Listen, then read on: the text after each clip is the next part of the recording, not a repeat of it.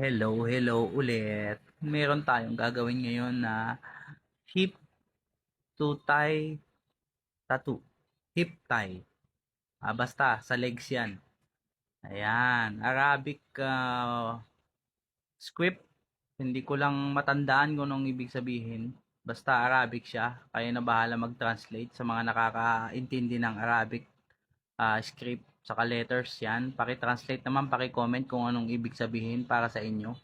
Ito po ay pinagawa lang ni ma'am, sarili niyang design yan, nakuha niya sa internet, yung script na yan, kasi hindi naman ako marunong mag-translate ng Arabic. Ang alam ko lang, Tagalog.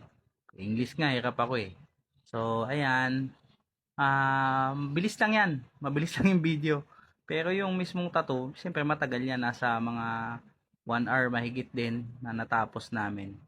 So, nagpatato din siya sa side boob niya, pero sa next video ko na, abang-abang lang. So, ano niya, so, follow niyo ako para makita niyo yung next video.